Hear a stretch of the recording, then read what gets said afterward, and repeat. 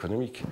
Alors tout seul, vous l'aurez compris, c'est tout aussi excitant que difficile. Ça coûte de l'argent, on ne sait pas par où commencer, qui contacter, et sa musique peut avoir du mal à décoller. C'est à ce stade, même s'il n'y a pas de règles, que chaque parcours est particulier, qu'il est souhaitable de montrer sa musique à des professionnels. Donc 3 domaines prédominent dans le milieu de la musique: la scène, le disque et l'édition.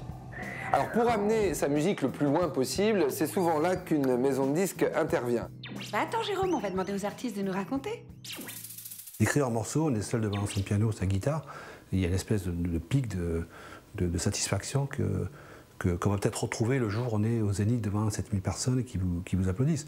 Mais entre les deux, le processus qui consiste à vendre de la musique, etc., ça n'a rien à voir avec la création. À partir du moment où vous décidez de vous adresser à un public, il me semble que la moindre des choses, c'est d'en tenir compte et donc de se poser des questions sur ce public. Le rôle d'un producteur, c'est peut-être de tenir compte de ça. Donc concrètement, c'est quoi le rôle d'une maison de disques? J'écoute beaucoup de choses, je sors beaucoup, je vais voir beaucoup de concerts, parce que je pense qu'il faut être là tôt pour les accompagner, pour les aider à développer leur talent, pour peut-être les mettre sur les bonnes voies, les bons rails. On n'est pas là pour transformer l'artiste, on est là vraiment pour prendre ce qu'il a de meilleur et le magnifier. Quand il faut trouver un studio pour aller enregistrer, quand il faut trouver un featuring, quand il faut trouver quelqu'un pour les aider à mixer, un album, il faut de l'argent. Et ça, c'est aussi notre rôle, d'aller chercher, d'aller trouver de l'argent et de monter des budgets pour eux. Quand on s'autoproduit, on n'a pas forcément les moyens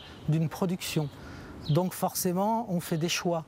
Donc, et le plus souvent, c'est le choix du moins onéreux. L'artiste, il n'est pas là non plus pour faire du marketing, tenir au courant ses fans, il est là pour faire de la musique et faire de l'art, parce que s'il n'est pas concentré là-dessus, il le fera mal, l'art. Donc je pense que c'est à l'heure, sauf exception, mais il y en a très peu, de croire qu'un artiste peut s'en sortir seul. Un label, ça sert à ça, c'est-à-dire qu'à un moment, ça sert à pouvoir réaliser les idées les plus dingues que peut avoir un artiste.